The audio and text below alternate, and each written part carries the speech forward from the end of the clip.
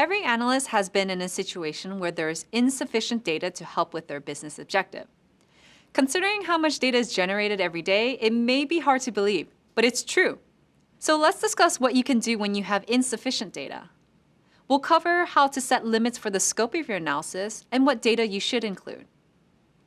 At one point, I was a data analyst at a support center. Every day, we received customer questions which were logged in as support tickets. I was asked to forecast the number of support tickets coming in per month to figure out how many additional people we needed to hire. It was very important that we had sufficient data spanning back at least a couple years because I had to account for year-to-year and seasonal changes. If I just had the current year's data available, I wouldn't have known that a spike in January is common and has to do with people asking for refunds after the holidays.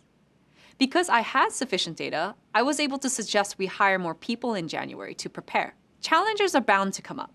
But the good news is that once you know your business objective, you'll be able to recognize whether you have enough data.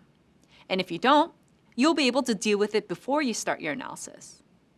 Now let's check out some of those limitations you might come across and how you can handle different types of insufficient data. Say you're working in the tourism industry, and you need to find out which travel plans are searched most often. If you only use data from one booking site, you're limiting yourself to data from just one source. Other booking sites might show different trends that you would want to consider for your analysis. If a limitation like this impacts your analysis, you can stop and go back to your stakeholders to figure out a plan. If your dataset keeps updating, that means the data is still incoming and might not be complete. So if there's a brand new tourist attraction that you're analyzing interest and attendance for, there's probably not enough data for you to determine trends. For example, you might want to wait a month to gather data. Or you can check in with the stakeholders and ask about adjusting the objective. For example, you might analyze trends from week to week instead of month to month.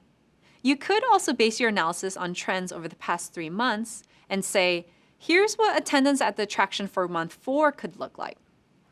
You might not have enough data to know if this number is too low or too high, but you would tell stakeholders that it's your best estimate based on the data that you currently have. On the other hand, your data could be older and no longer be relevant. Outdated data about customer satisfaction won't include the most recent responses. So you'd be relying on ratings for hotels or vacation rentals that might no longer be accurate. In this case, your best bet might be to find a new data set to work with. Data that's geographically limited could also be unreliable.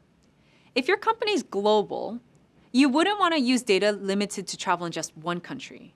You'd want a dataset that includes all countries. So that's just a few of the most common limitations you'll come across, and some ways you can address them. You can identify trends with the available data, or wait for more data if time allows. You can talk with stakeholders and adjust your objective, or you can look for a new dataset. The need to take these steps will depend on your role in your company, and possibly the needs of the wider industry. But learning how to deal with insufficient data is always a great way to set yourself up for success. Your data analyst powers are growing stronger, and just in time. After you learn more about limitations and solutions, you'll learn about statistical power, another fantastic tool for you to use. See you soon!